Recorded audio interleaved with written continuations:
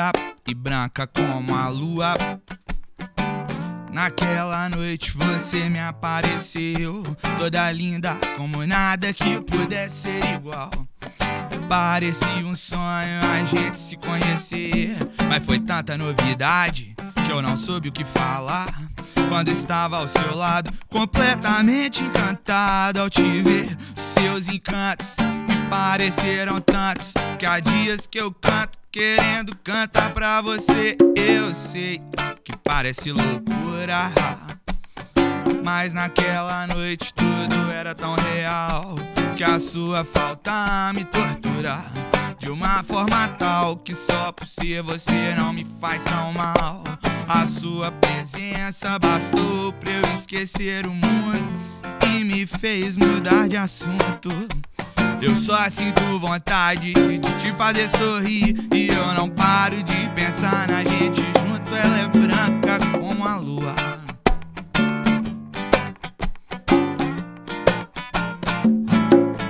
Yeah.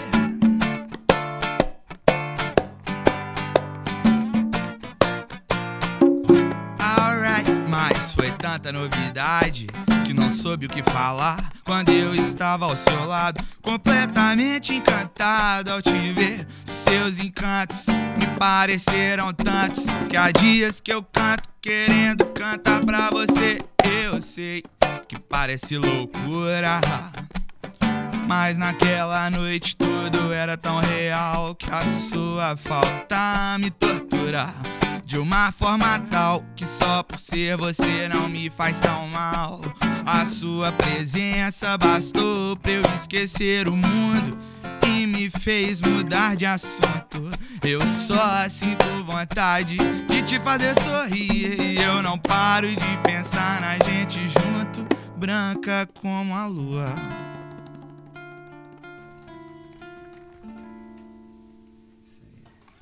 Certa vez, o cantor Bob Marley disse: "O reggae não é para se ouvir, é para se sentir.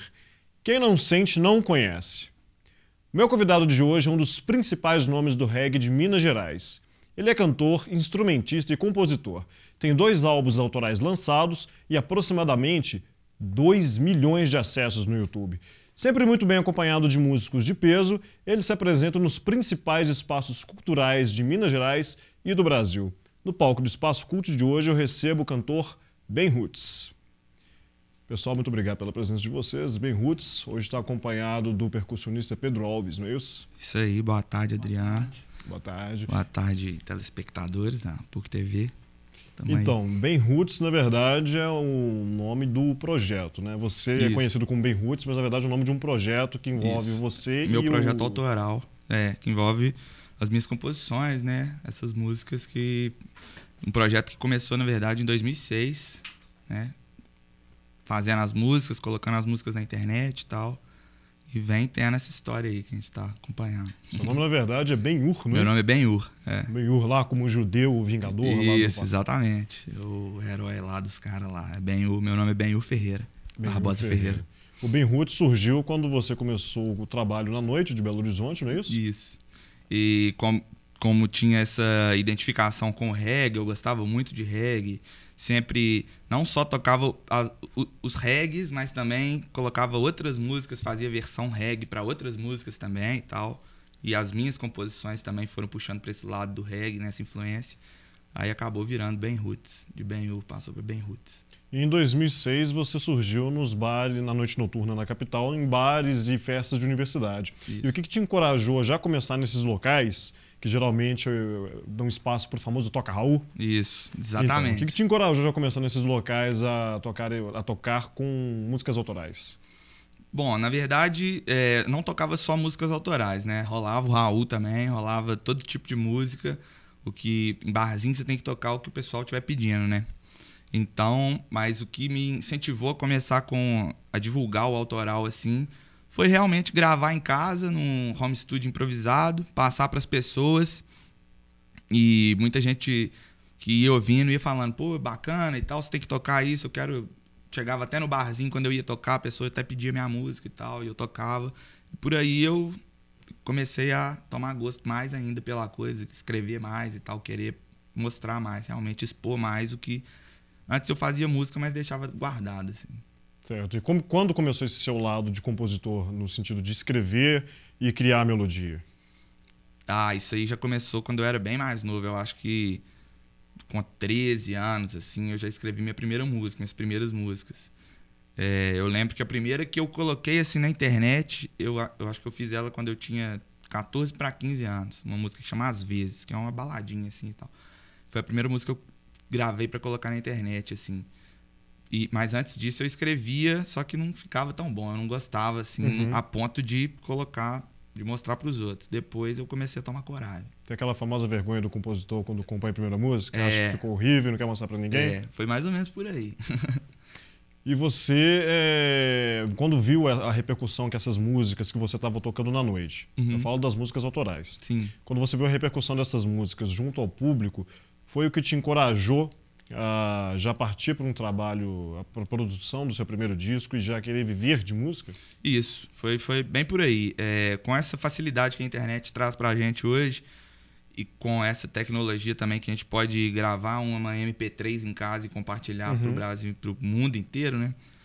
Eu comecei a gravar, comecei a compartilhar, as pessoas que recebiam começaram a compartilhar também, eu comecei a ter algum retorno, eu botei a cara também, eu fiz um sitezinho pra banda, fiz um e-mailzinho pra banda e tal, para o pessoal também poder entrar em contato. Sim. E nisso o pessoal foi entrando em contato, me pedindo músicas novas, eu ia passando outras músicas, o pessoal ia compartilhando essas outras músicas. Então foi meio que um fluxo, assim, foi fluindo dessa forma. E aí quando eu comecei a ver que tinha mais gente pedindo e mais gente entrando na época na comunidade do Orkut, me adicionando lá no Orkut e tal, falando. Isso das antigas, então, né? Na época do Orkut. Antigas, então. muito das antigas, Orkut, MSN e tal. E aí o pessoal, eu fui vendo esse retorno, fui vendo pessoas também gravando já covers, versão cover da minha música. Eu gravei voz e violão lá, a pessoa ia lá e gravava só ele e o violão na frente da câmera em casa e tal, vários vídeos no YouTube. Comecei a ver isso e isso foi me dando coragem para seguir nesse propósito. E tem muitos vídeos de fãs tocando músicas suas em versão cover, não tem? Tem, graças a Deus. Tem muito,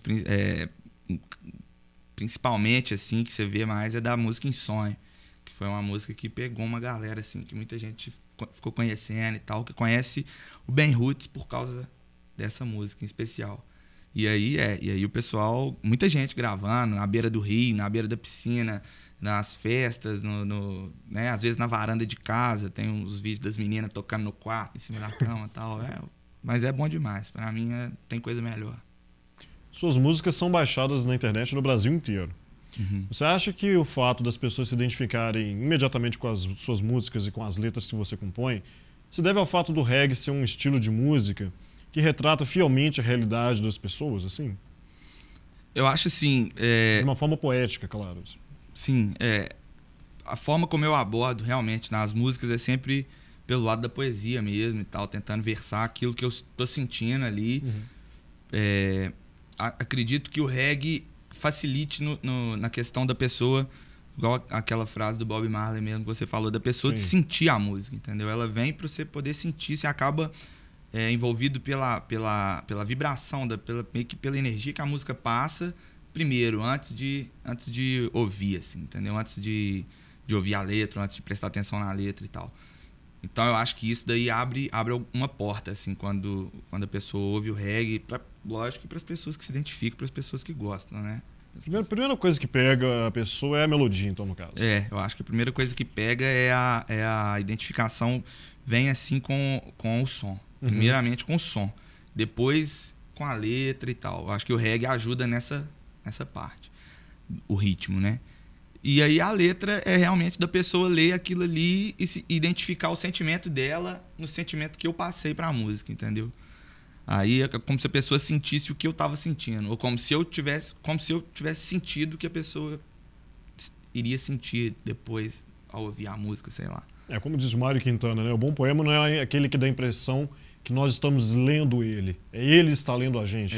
Exatamente. Exatamente por aí. Muita gente, eu tenho... Isso também é muito legal quando a pessoa...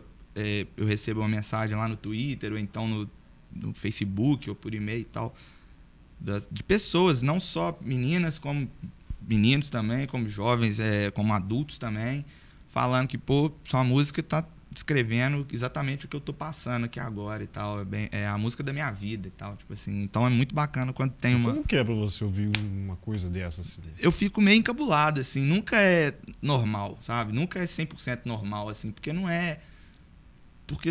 é, assim... Eu acho que é uma empatia que a pessoa tem comigo e com a letra que eu fiz, com a minha voz, sei lá, com o meu jeito de cantar, às vezes. E que aquilo ali, ela incorpora e fala, pô, essa música é a minha vida, tá falando exatamente o que eu falo.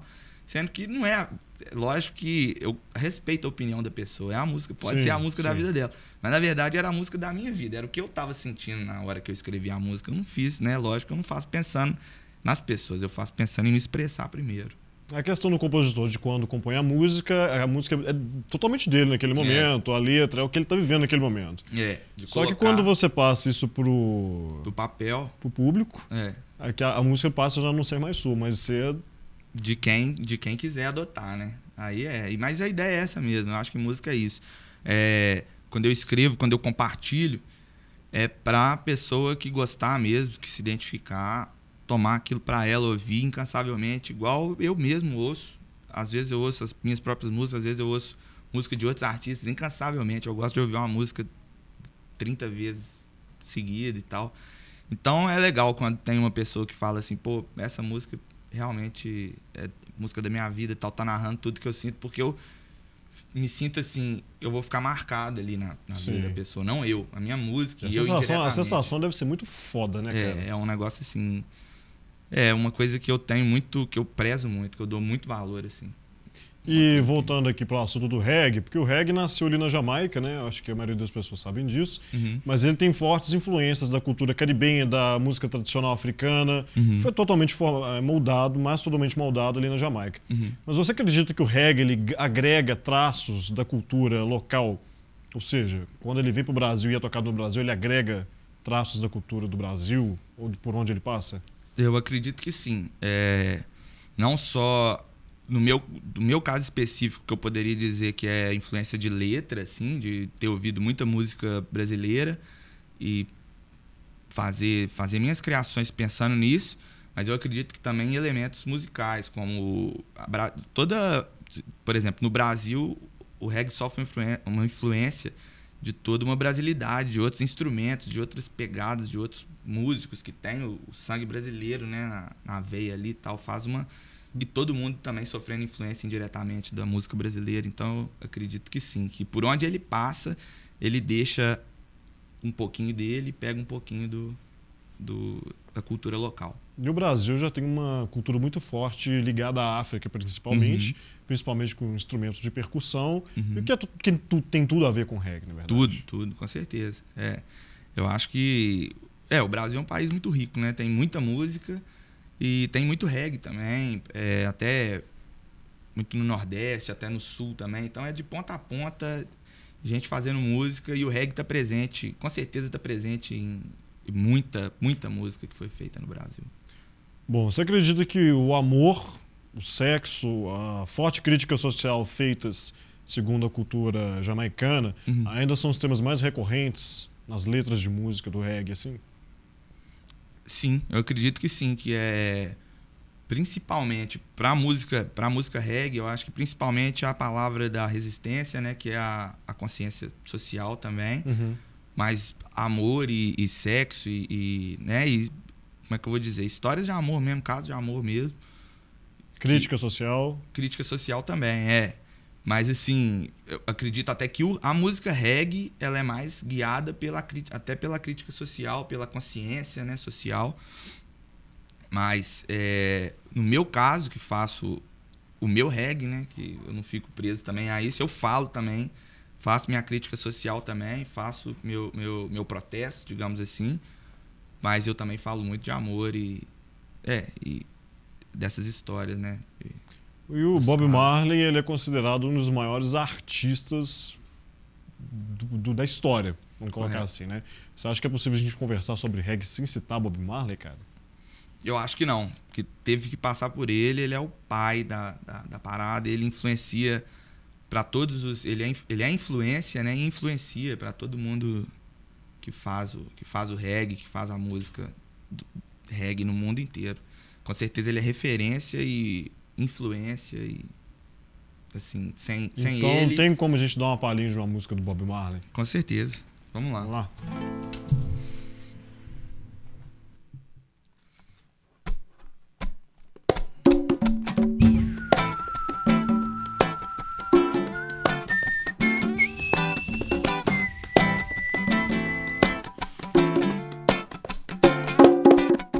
So much trouble in the world. So much trouble in the world. Bless my eyes this morning. The sun is on the rise once again. The way earthly things are going, anything can happen. You see, men sailing on their ego trips, blast off their spaceships, a million miles from reality.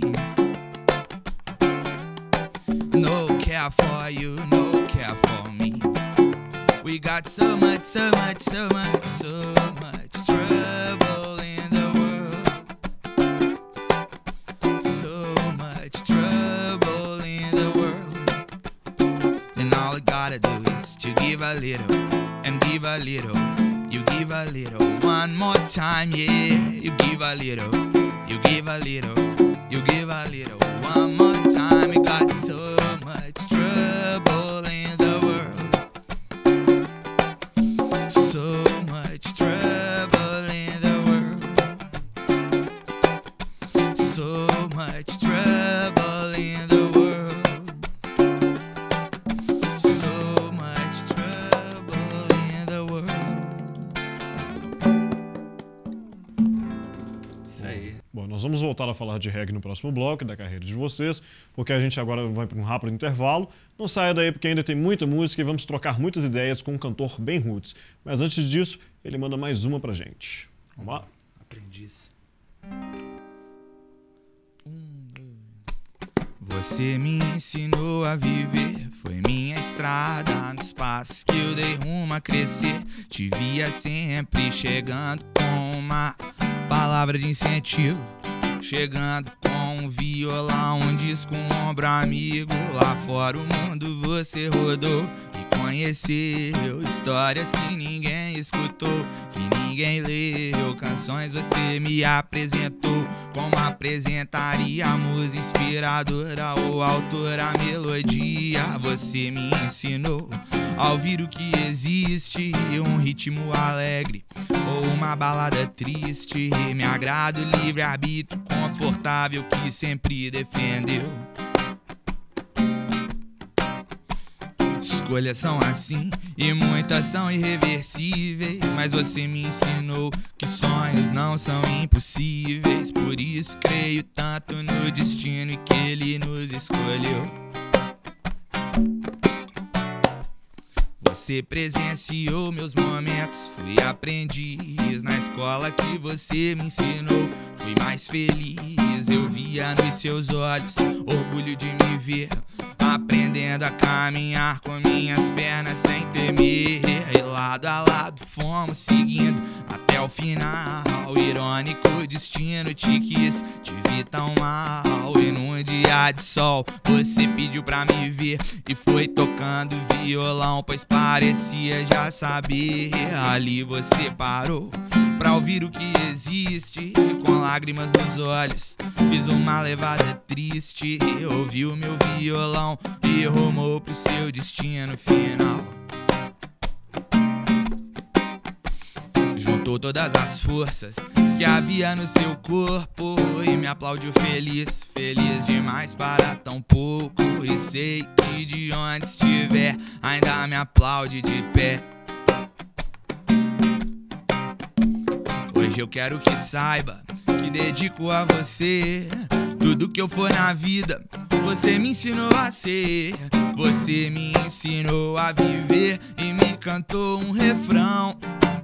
E me cantou um refrão. Disse all you need is love. E depois em português fiz tudo que eu podia. E agora é com vocês. Por isso a minha gratidão é maior do que uma mera canção.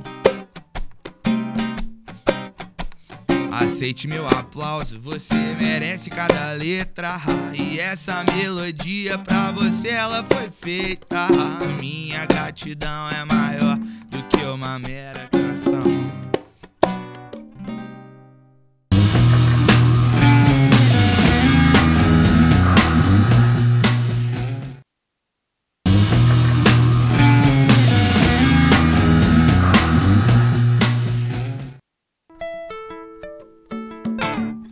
Se não fosse o ontem, o nosso hoje ia ter tudo a ver. Nunca dava em nada, eu acreditei na gente, mas você pôs tudo a perder. Yep. Se não fosse o ontem, o nosso hoje ia ter tudo a ver. Nunca dava em nada, eu acreditei na gente, mas você pôs tudo a perder. E eu te pergunto se valeu a pena a noite de diversão. Me cabe julgar, criando juízo, se você vale a pena ou não. Um dia tão tranquilo, uma noite conturbada, mais um caso de amor dá em nada. Sabe que no dia seguinte nada fica muito nunca, nada sabe mesmo, nada não. Se não fosse o ontem, o nosso hoje ia ter tudo a ver. Nunca dava em nada, eu acreditei na gente, mas você pôs tudo a perder. Yep. Se não fosse o ontem, o nosso hoje ia ter tudo a ver. Nunca dava em nada, eu acreditei na gente, mas você pôs tudo a perder. Hoje nossas semelhanças, antes meras coincidências, estão no frasco do asco comum. Hoje sua ingenuidade já se chama intransigência. De 0 a 10 nossa nota hoje é 1. Toda a minha confiança anda com insegurança. Cê empurrou nosso afé lá de cima. E a minha ignorância faz com que minha autoestima só sirva de remendo pra rima.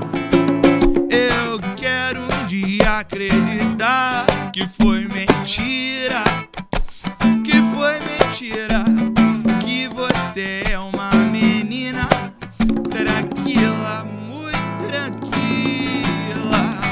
Quero estar equivocado sobre você, porque eu apostei tudo na gente. Adivinha quem pôs tudo a perder? Se não fosse o ontem, o nosso hoje ia ter tudo a ver. Nunca dava em nada, eu acreditei na gente, mas você pôs tudo a perder. Yep. Se não fosse o ontem, o nosso hoje ia ter tudo a ver. Nunca dava em nada, eu acreditei na gente, mas você pôs tudo a perder. Tudo a perder. Isso aí. Essa música é de qual álbum? Essa é do segundo álbum. Segundo Tudo a perder. álbum. Segundo álbum. Nós vamos falar dele daqui a pouco, porque nós vamos voltar lá em 2006, quando você entrou em estúdio pela primeira vez, não foi isso? Pela primeira vez, foi. Você gravou um demo tape de 4 músicas? Foi. Fiz um demo de 4 músicas. Foi até com o Augusto Renó, que é guitarrista do Sagrado Coração da Terra, da banda chamada Sagrado Coração da Terra. Sim. E o Campagnani, baterista, como é que ele chama? André Campagnani. André Campagnani e o Sérgio Rabelo. Enfim, era essa formação. A gente gravou no estúdio do Evandro, lá no Barreiro, e acho que foram 2 ou 3 noites, ou 4 noites, sei lá, de trabalho. E ficou bem legal o resultado. Eu fiz essa demo pra poder, na Você verdade... divulgou essas músicas também? Coloquei na internet, não foi uma coisa que eu fiz um lançamento, igual foi o caso dos trabalhos mais recentes, que eu lancei, que eu comuniquei e tal. Essa daí eu só compartilhei mesmo, só coloquei lá, tá lá disponível. Tá lá disponível. São as 4 músicas, era Um Dia Ainda Me Mato, A Doença Dessa Gente, Essas Palavras e Canção ao Pé do Ouvido. No caso, 2 rocks e 2 reggaes. Essas 4 músicas.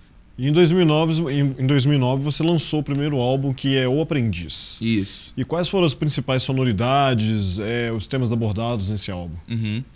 Bom, esse álbum foi gravado em 2009, mas as músicas eram mais antigas também. Eu juntei algumas músicas de antes, né, pra fazer o CD em 2009.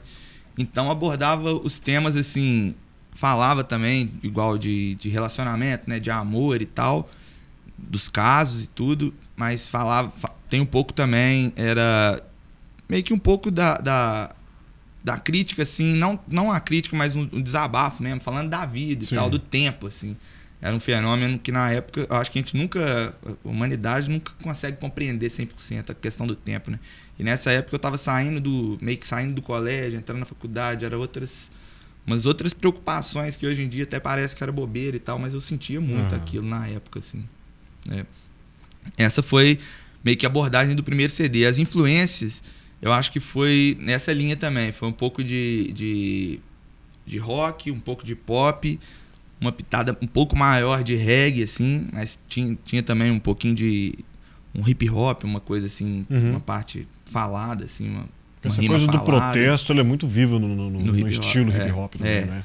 E eu até me identifico mais fazendo, quando eu vou falar alguma coisa, fazer um desabafo, ou protestar, assim, eu me sinto até mais à vontade quando eu faço uma poesia mais falada, assim, uma coisa que não tenha que harmonizar tanto, não tenha que cantar tanto, assim.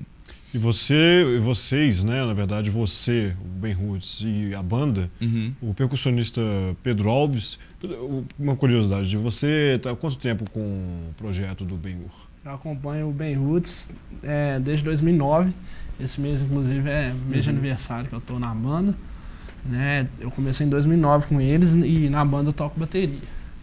Toca bateria? É uma abordagem diferente do que a gente está fazendo aqui hoje, que eu estou em um formato diferente. Entendi. E você já abriu um show dos Soulja? Isso. Não é isso? Que é considerado hoje pelos grandes entendedores do assunto como um dos principais representantes do reggae da atualidade. No mundo, Do mundo. Isso. E como que foi essa experiência? Como que foi essa história? Foi uma loucura, assim, porque era uma banda que a gente tem a maior... É uma banda, né, que a gente tem o maior respeito, assim, a gente tem eles num lugar que a gente almeja, né? Se Deus quiser um dia chegar a 1/10 do que eles realizaram, assim, né? Então, não é, assim, eles estão na ativa ainda, então pra gente é uma referência muito grande. Então, na época do show foi uma vitória também, porque era uma concorrência entre bandas para ser eleita por voto popular para ganhar o direito, né, de participar do evento, de, né, fazer o show de abertura do Soulja. Bom, vocês acabam de lançar o álbum Autorretrato, não é isso? Isso, lançamos o CD novo em outubro agora, no Estúdio Bar. E quais são as principais diferenças do Autorretrato, do disco Autorretrato, para o primeiro CD, que é o Aprendiz? Eu acho que a grande diferença foi realmente o trabalho em estúdio, o empenho que a gente teve da equipe que estava envolvida e com isso o som chegou mais completo, assim, mais bem trabalhado. Inclusive as letras, eu acho que teve um amadurecimento, questão de tempo mesmo, porque antes eu tinha algumas ideias, depois eu amadureci um pouco e isso é constante, né? Eu acho que é uma prática constante. O próximo CD eu acho que as letras vão estar fazendo mais sentido para mim do que as que já passaram, mas enfim, eu acho que foi um crescimento que aconteceu mesmo, um crescimento que com o tempo e de um amadurecimento também que acabou trazendo esse comprometimento da equipe, das pessoas envolvidas, que estavam tratando de um assunto ali que já não era mais o primeiro álbum, era o segundo, já era, né, uma coisa realmente que a gente tentou tratar com a maior responsabilidade possível, porque a gente sabe que esse daí é o cartão de visita, é o trabalho agora, a amostra do trabalho. E o baterista americano Jimmy Duchovny foi o responsável por fazer as gravações e selecionar o elenco musical do disco. Correto. E o que você acha que, sendo ele um baterista americano, como a cultura musical e a bagagem artística dele agregou no trabalho Autorretrato? Eu acho que aí você já falou mesmo, meio que as duas palavras-chave, assim, a cultura e a bagagem musical que ele trouxe, que foi assim, no começo do trabalho, quando a gente estava gravando lá, realmente uma disciplina diferente, entendeu? O processo da gravação mesmo diferente, estava, como eu disse, também empenhado, assim, ele dedicando pra gente fazer o melhor. Então, ele teve realmente essa participação da direção de falar, faz assim, faz assado, não, faz menos, faz mais, digamos assim. Uhum.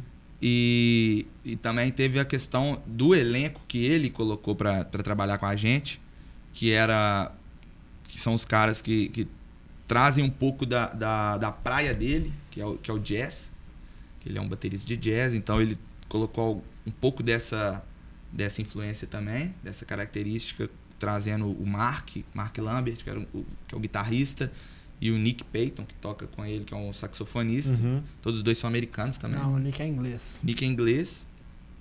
E o Pedro Aristides e o Paulinho Márcio, que são que compõem o naipe de metais do Skank, que são dois músicos assim que têm uma bagagem também incrível, né? Que são caras experientes tanto em estúdio quanto em palco. Então eles chegaram, o Jimmy que trouxe eles para poder gravar com a gente, e chegaram já meio que resolvendo assim, tal, porque realmente os caras têm a qualidade para poder se encaixar na música, assim. E como que eles conheceram o trabalho de vocês? Uhum. Não, na verdade eu acho que foi o Jimmy mesmo que introduziu, assim, que fez esse intercâmbio, que trouxe eles para fazer esse intercâmbio com a gente, assim. Foi o contato do Jimmy, assim, indicação do Jimmy, para eles pegarem o trabalho e tal, e ouvir e desenvolver o que eles fizeram no CD. Bom, e a poesia e a crítica social, elas estão mais fortes nesse trabalho do que no primeiro CD. No primeiro CD. Mais presente. Você acha que isso se deve a um amadurecimento artístico, tanto seu quanto a equipe de músicos que te acompanha? Sim. Eu acredito que sim. Um amadurecimento. Acredito assim, nas letras, eu costumo trabalhar nas letras sozinho. Uhum.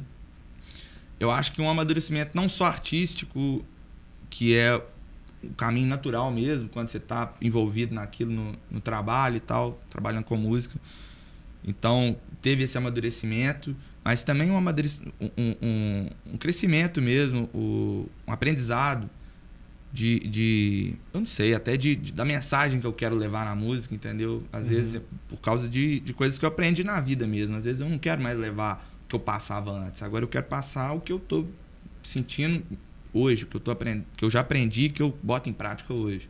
Sim. Então eu acho que sim, que teve esse crescimento, e em função também do trabalho feito, da trajetória profissional, digamos assim, né, um amadurecimento artístico mesmo, sim, mas também um amadurecimento pessoal, interno meu, para poder fazer as letras, diferenciar essas letras e abordar outros temas, ou abordar o mesmo tema de um outro ângulo. E a crítica social feita no reggae, tanto no seu reggae como no reggae em geral, ela é uma crítica social feita de uma forma mais poética, por exemplo, do que o hip hop, que tem sim, características próprias para fazer uma crítica social. Uhum. Ou não? Concordo. Eu acho que, na verdade, dá para distinguir, sim, mas também dá para misturar muito, entendeu? Dá para você tirar partes de uma música do Bob Marley que dá para você transferir exatamente pro hip hop, interpretar aquilo ali como se fosse um hip hop, um rap, né? E vice-versa também, músicas de hip hop que daria para você trazer pro reggae.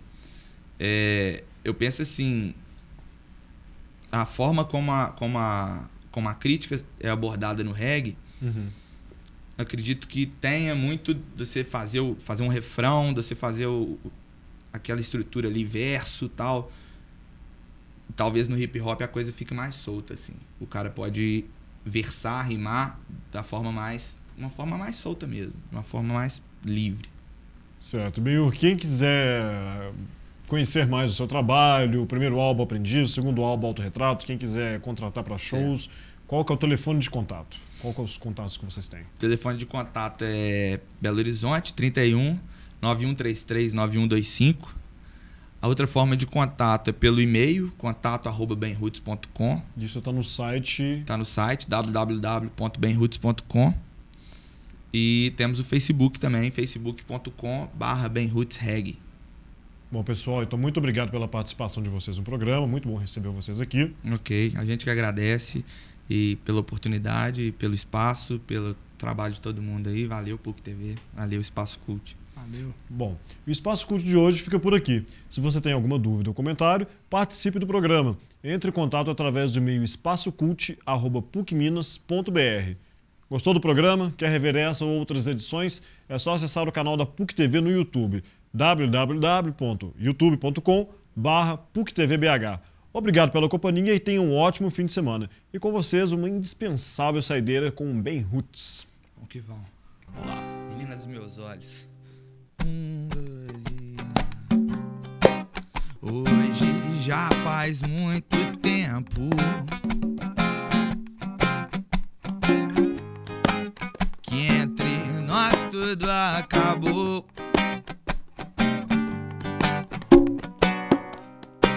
Se foi coisa de um momento, ele ainda não passou.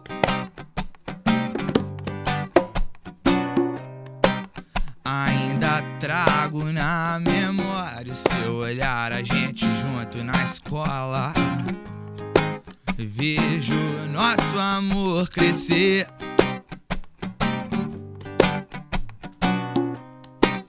Ainda tenho a nossa história pra sonhar, você não me dava bola, mas fez tudo acontecer. Tenho seu beijo ainda na boca e uma vontade que é cada vez mais louca de estar junto de ti, de estar junto de ti. Mas não te vejo e já faz uma cara, a sua imagem fica cada vez mais rara. No mais eu não te esqueci.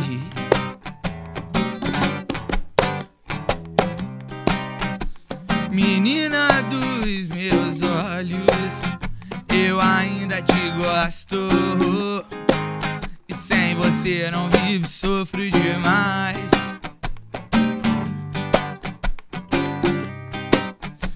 Menina dos meus olhos, eu ainda te gosto. Faz minha vontade ver se volta atrás. Ô menina, menina, menina dos meus olhos, eu ainda te gosto. E sem você não vivo, sofro de